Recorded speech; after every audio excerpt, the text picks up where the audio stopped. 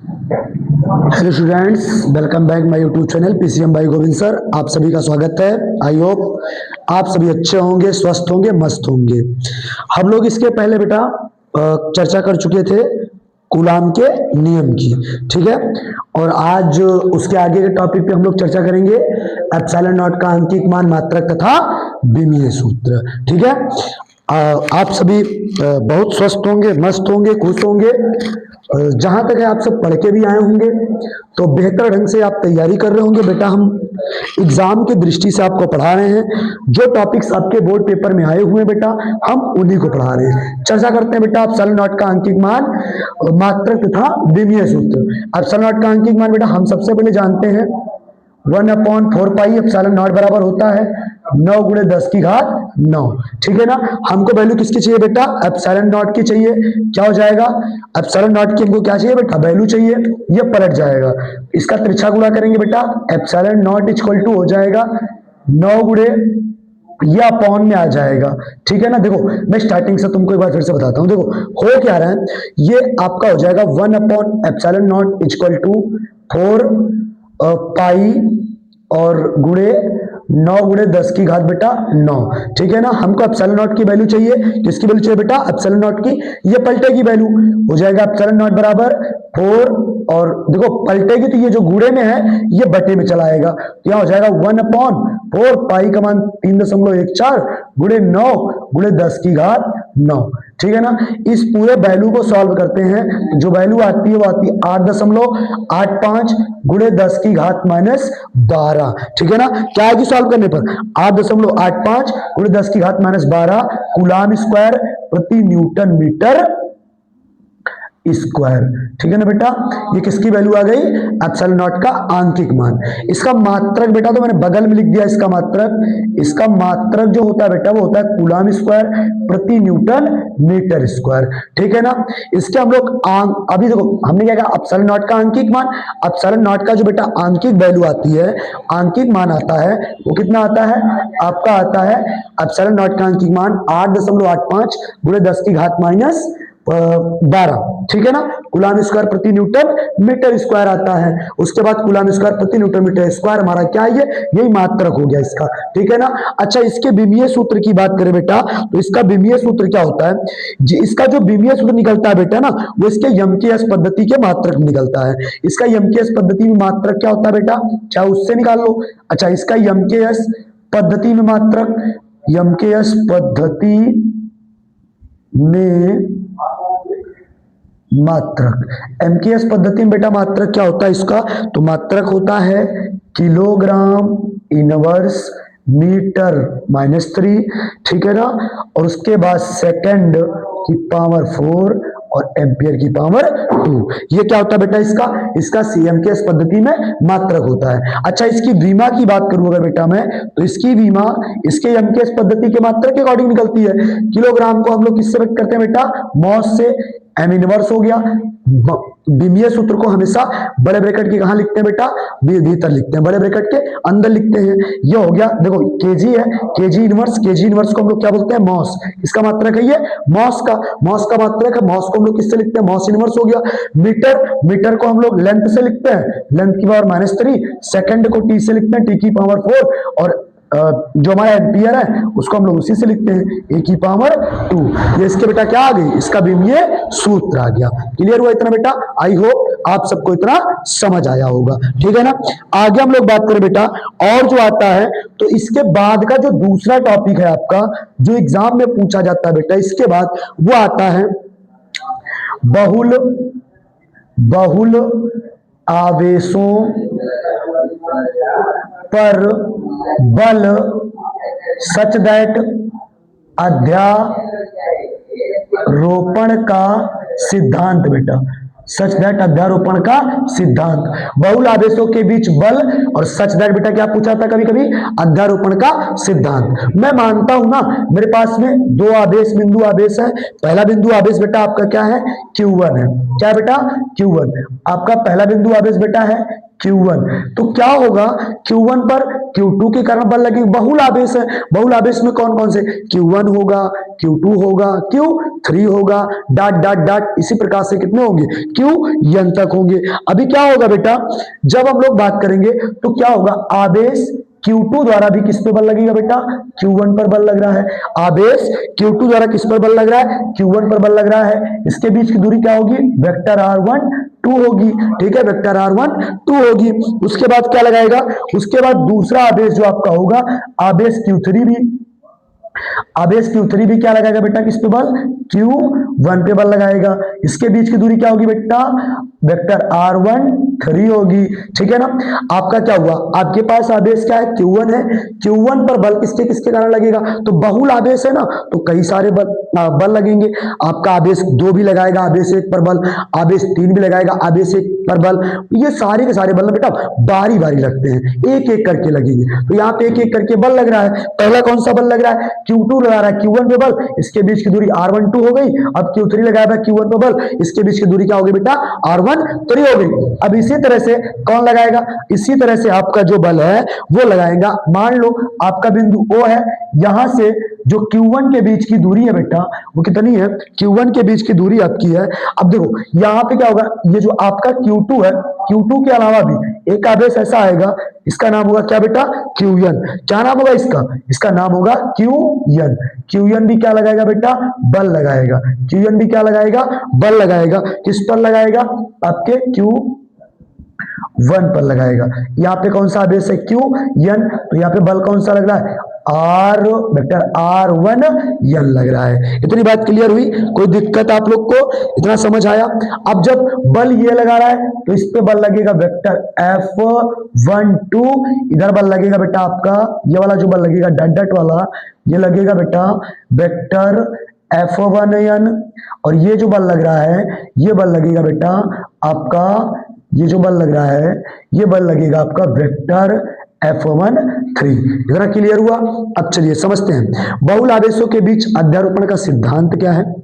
बहुल आवेशों के बीच अध्यारोपण के सिद्धांत की अगर हम बात करें बेटा, तो क्या होता है, मेरे पास में कई सारे आवेश हैं, आपके पास में 3-4 आवेश हैं, Q1 है, Q2 है, Q3 है, Q4 है, इस तरह से कई सारे। तो मैंने कहा पहला आवेश आपका Q1 है, दूसरा Q2 है, तीसरा Q3 है, फिर मैंने कहा डॉट डॉट Qn होंगे, ऐसे कई सारे आवेश रहे होंगे, ठीक है ना।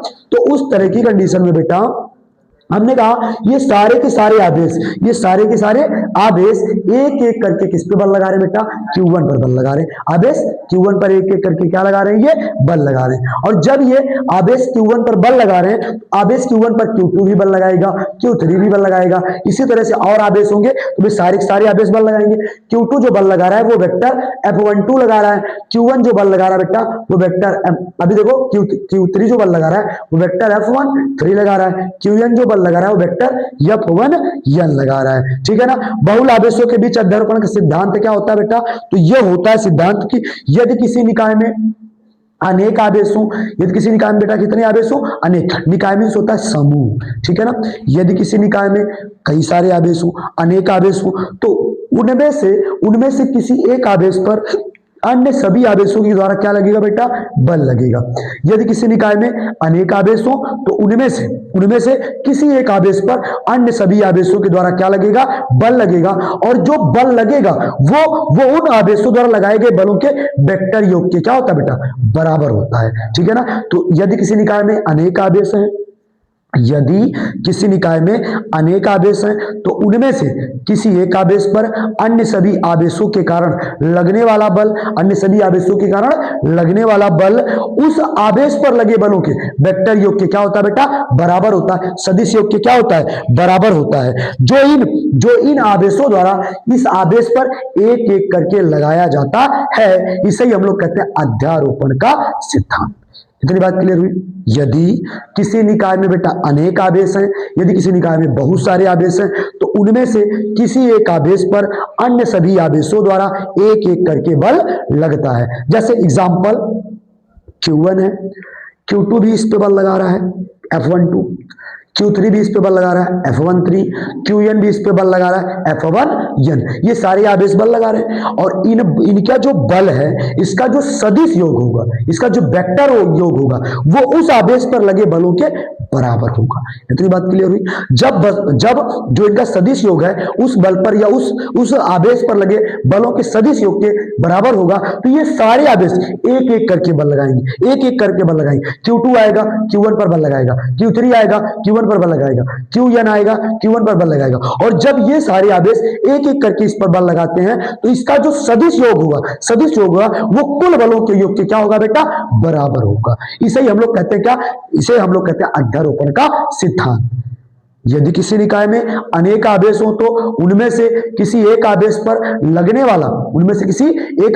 लगने वाले बलों का योग उस आवेश पर लगे सभी बलों के वेक्टर योग के क्या होगा बेटा, बराबर होगा। ठीक है ना। और ये कब होगा, जब इनमें, और ये जितने भी आवेश हैं, ये सब आवेश इस आवेश पर एक एक करके बल लगाएंगे। Q1 भी बल लगाएगा, Q2 भी बल लगाएगा, Q3 भी बल लगाएगा। और यही प्रोसेस आपकी कहलाती है बहुल आवेशों के बीच अध्यारोपण का सिद्धांत। इतनी बात क्लियर हुई। अब मान लो, इसका जल्दी से स्क्रीनशॉट ले लो आप लोग। अब मान लो बेटा, अब मान लो कि आपके पास में जो इनके बीच माना, हम लोग मान लेते हैं कि माना बहुल आवेशों की संख्या, माना बहुल आवेश Q1, Q2, Q3 dot dot dot Qn है, जिनके बीच की स्थित सदिश दूरियां क्या बेटा, R12, R13, R1n है। तब क्या हो जाएगा बेटा, तब हो जाएगा वेक्टर क्या हो जाएगा बेटा, वेक्टर F12 बराबर 1/4 pi epsilon not Q1 Q2 upon R12 का whole square R12। Question number first हो गया बेटा। इसी तरह से F13 भी बल लगाएगा 1/4 pi epsilon not Q1 Q3 बेटा R13 का होल स्क्वायर R13, जहां R क्या है बेटा, एकांक सदिश है। ठीक है ना, एकांक सदिश है।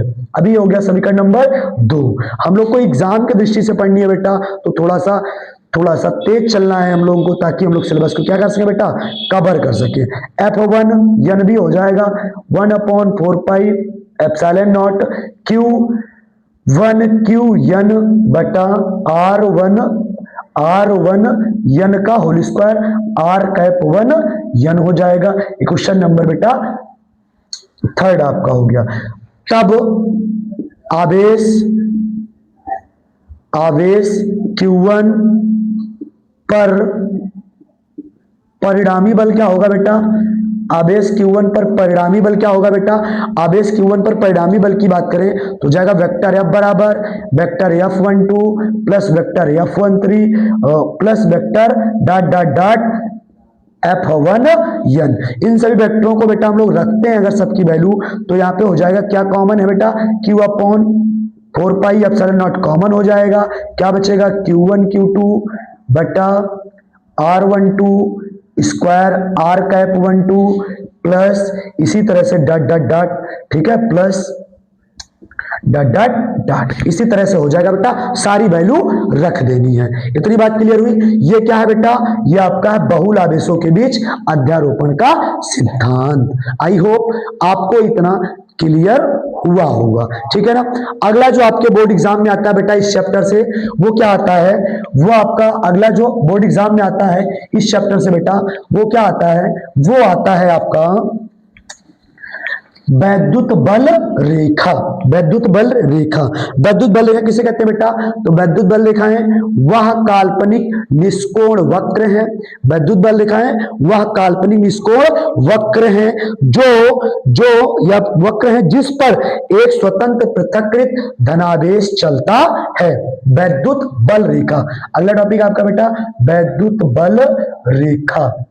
वैद्युत बल रेखा जो आपके पेपर में पूछा जाता है। वैद्युत बल रेखाएं क्या है, तो वैद्युत बल रेखाएं वह काल्पनिक निष्कोण वक्र है जिस पर एकांक स्वतंत्र पृथक्कृत एकांक धनावेश चलता है।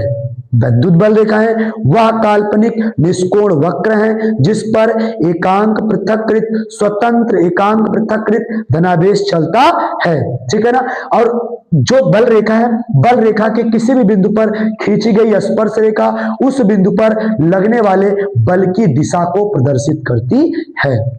वैद्युत बल रेखाएं वह काल्पनिक निष्कोण वक्र है जिस पर स्वतंत्र पृथक्कृत एकांक धनावेश चलता है। वैद्युत बल रेखा के किसी भी बिंदु पर खींची गई स्पर्श रेखा उस बिंदु पर क्या करती है, लगने वाले बल की दिशा को प्रदर्शित करती है। एग्जाम्पल बेटा, जैसे मान लो प्लस है और दूसरा है बेटा माइनस, तो बल रेखाएं क्या होती है बेटा ना, ये माइनस से चलेंगी और कहां समाप्त हो जाती हैं, प्लस पे। बल रेखाएं हमेशा किधर चलती है बेटा, माइनस से चलती हैं। कहां से चलती है बेटा, माइनस से। बल रेखाएं कहां से चलती है बेटा, माइनस से चलती हैं। कहां से चलती है मुन्ना, माइनस से चलती हैं। वैद्युत बल रेखाएं माइनस से निकलती हैं बेटा और कहां समाप्त हो जाती हैं, कहां समाप्त हो जाती हैं, तो वैद्युत बल रेखाएं बेटा माइनस से निकल करके प्लस पर क्या हो जाती हैं, समाप्त हो जाती हैं। समझ आई बेटा। अगर वैद्युत बल रेखा माइनस से निकलेंगी और कहां जाएंगी, प्लस पर समाप्त हो जाएंगी। इससे ज्यादा बेहतर व्याख्या हम लोग नहीं कर सकते बेटा, क्योंकि हम लोग को सिलेबस आज कवर करनी है, ठीक है ना। ये हो गया माइनस और प्लस की कंडीशन। और एक चीज ध्यान रखना बेटा, वैद्युत बल रेखा क्या होती है, वैद्युत बल रेखा माइनस से निकलती है, माइनस से निकलती है।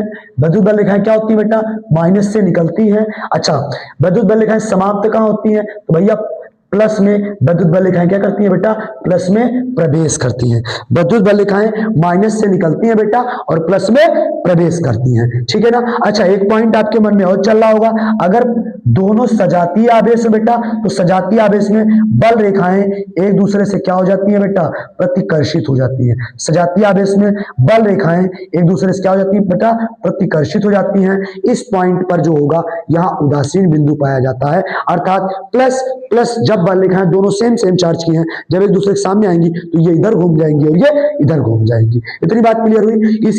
ठीक इसी तरह से माइनस और माइनस की होंगी तो ये भी बल रेखाएं एक दूसरे से क्या हो जाएंगी, प्रतिकर्षित हो जाएंगी, अर्थात एक दूसरे से दूसरी दिशा में विस्थापित हो जाएंगी और इस दशा पे न्यूट्रल पॉइंट पाया जाता है बेटा, ठीक है।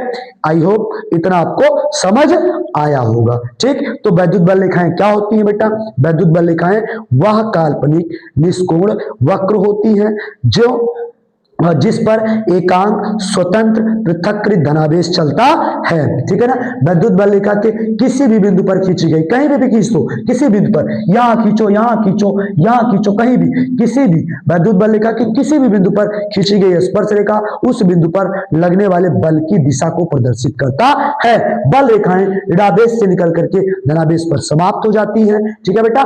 बल रेखाएं सजातीय आवेशों में एक दूसरे पे मतलब ऋण से निकल करके धनावेश पर समाप्त हो जाती हैं, और सजातीय आवेश अगर होंगे तो वैद्युत बल रेखाएं एक दूसरे से प्रतिकर्षित हो जाती हैं, ठीक है ना। वैद्युत बल रेखाओं के गुण बेटा क्या क्या होंगे, तो वैद्युत बल रेखाओं के गुण में क्या होगा, बल रेखाएं धनावेश से चलकर कहां समाप्त होती है बेटा, ऋणावेश पे समाप्त होती है। पहला गुण यही हो गया। वैद्युत बल रेखाएं ऋणावेश से चलकर बेटा कहां समाप्त हो जाती हैं, धनावेश पर समाप्त हो जाती हैं। पहली आपकी क्या हो गई, पहला गुण यही हो गया। दूसरा गुण, कोई भी किसी भी बल रेखा पर या किसी भी बल रेखा पर खींची गई स्पर्श रेखा उस बिंदु पर लगने वाले बल की दिशा को प्रदर्शित करती है। क्लियर। किसी भी बिंदु पर, किसी भी बल रेखा के किसी भी बिंदु पर दो स्पर्श रेखाएं खींची नहीं जा सकती, क्योंकि वहां पर बल की दो दिशाएं प्रदर्शित हो जाएंगी, जो कि ऐसा होना असंभव है। क्लियर। किसी भी बल रेखा के किसी भी बिंदु पर दो स्पर्श रेखाएं खींचना असंभव है। क्यों असंभव है, क्योंकि वहां पर बल की दो दिशाएं प्रदर्शित होंगी, जो कि ऐसा करना असंभव है। क्लियर हुआ इतनी बात। अच्छा, तीसरा पॉइंट क्या होता है, ये बल रेखाएं क्या होती हैं, लचकदार डोरी की तरह अपनी लंबाई में सिकुड़ने का प्रयास करती हैं। ये बल रेखाएं लचकदार डोरी की तरह अपनी लंबाई में सिकुड़ने का क्या करती हैं बेटा, प्रयास करती हैं, जिसके कारण दो विजातीय आवेश एक दूसरे को क्या करते हैं, आकर्षित करते हैं। बल रेखाएं लचकदार डोरी की तरह अपनी लंबाई में सिकुड़ने का क्या करती है बेटा, प्रयास करती हैं, जिससे ठीक है ना, जिससे जो जो अपनी लंबाई में जब वो सिकुड़ेंगी तो जो इसी तरह से जो दो सजातीय आवेश होते हैं एक दूसरे को क्या कर लेते हैं बेटा, वो आकर्षित कर लेते हैं। ठीक है ना। उसके बाद है ये रेखाएं अपनी लंबाई के लंबवत एक दूसरे से दूर हटती हैं। जो वैद्युत बल रेखाएं होती हैं ये अपने लंबाई के लंबवत दूरी पर एक दूसरे से क्या होती हैं, दूर हटती हैं, जिससे जो सजातीय आवेश होते हैं एक दूसरे को क्या करते हैं बेटा, प्रतिकर्षित करते हैं। ठीक है ना। इसके बाद आ रही है बात वैद्युत क्षेत्र की तीव्रता। वैद्युत क्षेत्र की तीव्रता क्या होती है?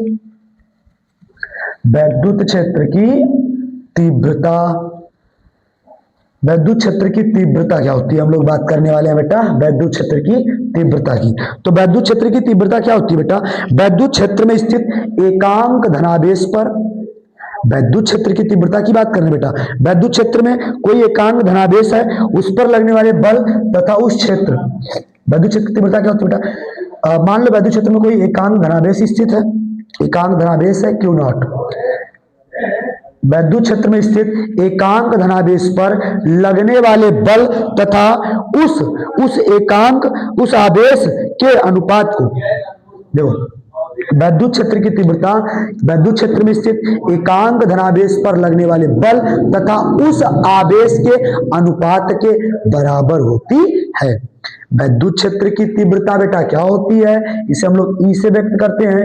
E बराबर होता है बेटा F अपॉन Q नॉट, अर्थात वैद्युत क्षेत्र की तीव्रता वैद्युत क्षेत्र में स्थित किसी एकांक धनावेश पर लगने वाले बल तथा उस धनावेश के अनुपात के क्या होती है, बराबर होती है। वैद्युत क्षेत्र की तीव्रता वैद्युत क्षेत्र में स्थित एकांक धनावेश पर लगने वाले बल तथा उस धनावेश के अनुपात की क्या होती है, बराबर होती है। इतना क्लियर हुआ, कोई दिक्कत बेटा? चलिए इसका मात्रक क्या होता है, इसका मात्रक होता है बेटा न्यूटन, इसका जो वैद्युत क्षेत्र की तीव्रता का मात्रक होता है न्यूटन प्रति कूलाम होता है, न्यूटन प्रति कूलाम। विमीय सूत्र क्या होगा बेटा, विमीय सूत्र होगा ml t की पावर -3 a की पावर 2, ml t की पावर -3 a की पावर 2। कैसे निकला ये? देखो न्यूटन बल का मात्रक होता है, बल का विमीय सूत्र होता है ml t की पावर -1 बट्टा नीचे क्या आ गया बेटा, नीचे आपका आवेश है, आवेश का क्या होता है at होता है, ml t की पावर -2 होता है, और नीचे हो गया आवेश का at होता है, इसको ऊपर ले चलेगा बेटा क्या हो जाएगा ml t की पावर -3 हो जाएगा, ये प्लस में ऊपर जाएगा माइनस में हो जाएगा, और उसके बाद ये प्लस में ऊपर जाएगा क्या हो जाएगा, देखो ध्यान से आपका जो विमीय सूत्र है बेटा ये ऊपर जाएगा तो क्या हो जाएगा, ये भी प्लस में है, ये नीचे देखो ध्यान से समझो। जो बल का विमीय सूत्र होता है बेटा, बल का विमीय सूत्र होता है ml t की पावर -2, ml t की पावर -2, और at किसका होता है, आवेश का विमीय सूत्र होता है, इसको ऊपर ले चले जाओ ml t की पावर -3 हो गया, अरे भाई दो पहले से था एक और गया -3, यहाँ पे कोई माइनस नहीं है तो इसका पावर कितना हो जाएगा बेटा -1, यही होता है आपका क्या, यहाँ पे -1, ये होता है आपका क्या विमीय सूत्र। इतना क्लियर हुआ? आई होप आप सभी को इतना समझ आया होगा। आगे बेटा बात करते हैं हम लोग, आगे किसका बात करते हैं, आगे हम लोग बात करने वाले हैं किसी बिंदु पर वैद्युत क्षेत्र की तीव्रता का। किसी बिंदु पर वैद्युत क्षेत्र की तीव्रता, किसी भी बिंदु पर किसी एक बिंदु पर या किसी भी बिंदु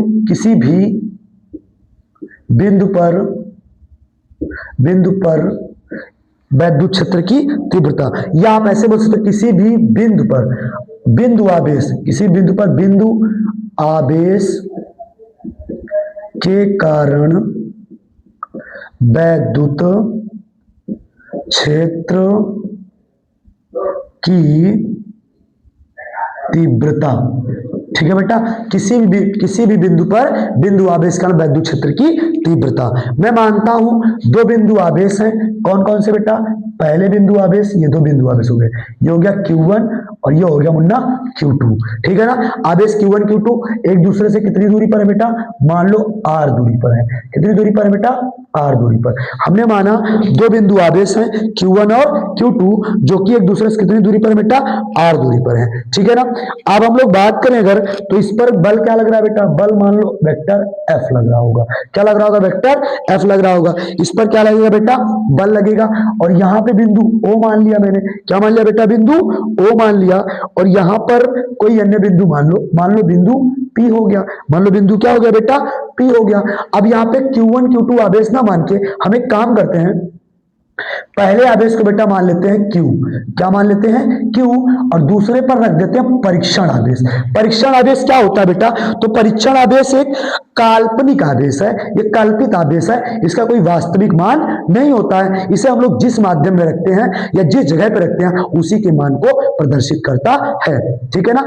आपके मन में चल रहा होगा ना कि परीक्षण आवेश क्या होता है, तो परीक्षण आवेश बेटा एक काल्पनिक आवेश है। क्या है बेटा, एक काल्पनिक आवेश है।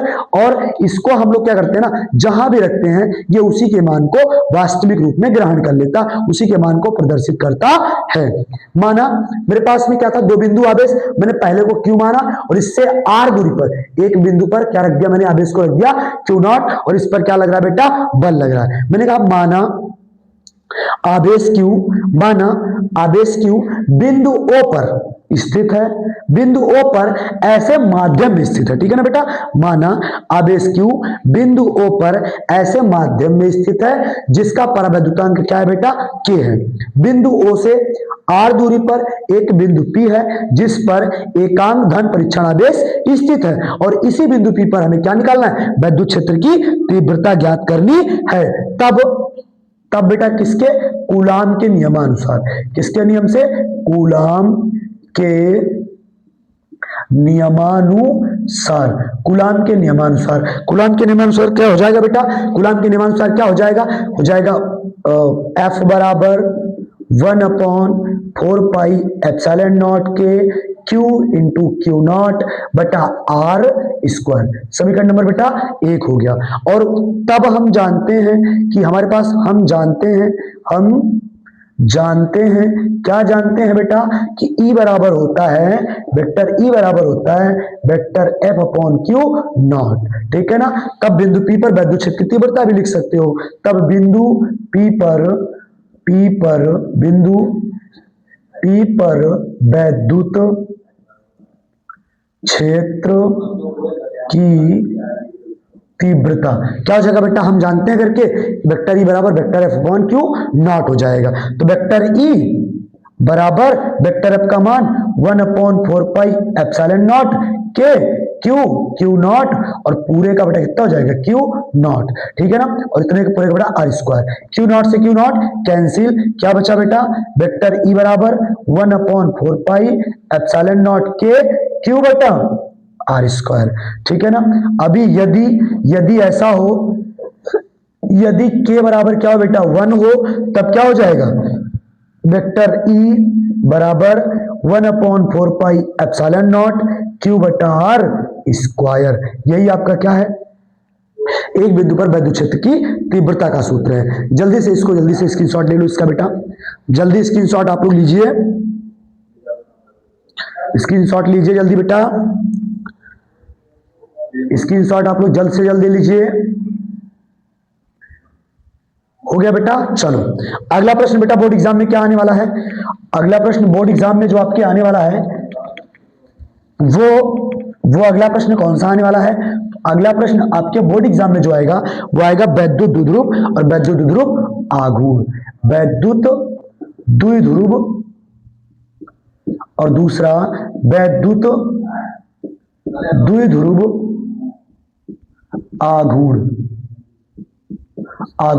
वैद्युत ध्रुव क्या होता है, वैद्युत ध्रुव वह काल्पनिक, ठीक है ना, वैद्युत ध्रुव वह निकाय है, वैद्युत ध्रुव वह निकाय है जिनमें दो बराबर परंतु विपरीत आवेश एक दूसरे से अल्प दूरी 2l पर स्थित होते हैं। वैद्युत ध्रुव वह निकाय है जिनमें दो बराबर परंतु विपरीत प्रकार के आवेश एक दूसरे से अल्प दूरी 2l मीटर पर उपस्थित होते हैं। वैद्युत ध्रुव वह निकाय है जिनमें दो बराबर परंतु विपरीत प्रकार के आवेश एक दूसरे से अल्प दूरी 2l मीटर पर उपस्थित होते हैं। इतनी बात क्लियर हो बेटा। वैद्युत ध्रुव वह निकाय है जिनमें दो बराबर परंतु विपरीत प्रकार के आवेश एक दूसरे से क्या होते हैं, अल्प दूरी 2l मीटर पर उपस्थित होते हैं। दूसरा है वैद्युत ध्रुव आघूर्ण। तो वैद्युत ध्रुव आघूर्ण क्या है बेटा? वैद्युत ध्रुव आघूर्ण किसी एक आवेश अथवा दोनों आवेशों के बीच की दूरी के दोनों आवेशों के बीच की दूरी के गुणनफल के बराबर होता है। वैद्युत ध्रुव आघूर्ण किसी एक आवेश अथवा दोनों आवेशों के बीच की दूरी के गुणनफल के बराबर होता है। वैद्युत ध्रुव क्या होता है बेटा? तो वैद्युत ध्रुव क्या होता है? इनमें से कोई एक आवेश ले लो, कोई एक आवेश ले लो, चाहे दोनों आवेश ले लो, और किसी एक आवेश अथवा दोनों आवेशों के बीच की, तो वैद्युत ध्रुव आघूर्ण किसी एक आवेश अथवा दोनों आवेशों के बीच की दूरी के गुणनफल के बराबर होता है। इसे P से प्रदर्शित करते हैं। P बराबर फॉर्मूला होता है Q 2QL, और मात्रक इसका होता है बेटा, मात्रक होता है इसका वैद्युत ध्रुव आघूर्ण का, इसे P से व्यक्त करते हैं। इसका मात्रक कूलाम मीटर होता है। क्या होता है बेटा? Coulomb metre. इसका मात्रक क्या होता है? Coulomb metre. विमीय सूत्र क्या होता है बेटा? विमा होती है इसकी, विमा होती है LTA, LT। देखो ध्यान से, विमा क्या होती है? LTA, क्योंकि कूलाम है और कूलाम को LA से व्यक्त करते हैं। देखो L हो गया और इसका हो गया कूलाम को T और A। इसका विमीय सूत्र क्या होगा बेटा? LTA। इतना क्लियर हुआ। वैद्युत ध्रुव आघूर्ण क्या होता है? तो वैद्युत ध्रुव आघूर्ण, ठीक है ना, वैद्युत ध्रुव आघूर्ण दो बराबर आवेश किसी एक आवेश अथवा दोनों आवेशों के, गुणनफल के क्या होता है? बराबर होता है। ठीक। वैद्युत ध्रुव क्या है? तो वैद्युत ध्रुव वह निकाय है जिनमें दो बराबर परंतु विपरीत प्रकार के आवेश एक दूसरे से क्या होते हैं? अल्प दूरी 2l पर उपस्थित होते हैं। आई होप इतना आप सभी को क्लियर हुआ होगा। ठीक है ना। अब आपका जो अगला टॉपिक है बेटा, वो आपका है अच्छे स्थिति में वैद्युत क्षेत्र की तीव्रता और निरक्षीय स्थिति में वैद्युत क्षेत्र की तीव्रता, और उसके बाद में प्रत्यानयन बल युग्म आघूर्ण। इतना क्लियर हुआ। आपके जो एग्जाम में आपके बोर्ड पेपर में आने वाला है, तो जल्दी से आप लोग कमेंट करिए कि आपको इतना समझ आया कि नहीं। बाकी मिलते हैं हम इसकी अगली वीडियो में, अगली क्लास में। आपको अच्छे से इसके आगे का पढ़ाया जाएगा बेटा। इसके आगे का जो आपका अच्छे स्थिति में है, जो निरक्षीय स्थिति में है, उसका डेरिवेशन आपको कराया जाएगा अगले वीडियो में। तब तक के लिए जय हिंद, जय भारत, स्वस्थ रहो, खुश रहो और मस्त रहो।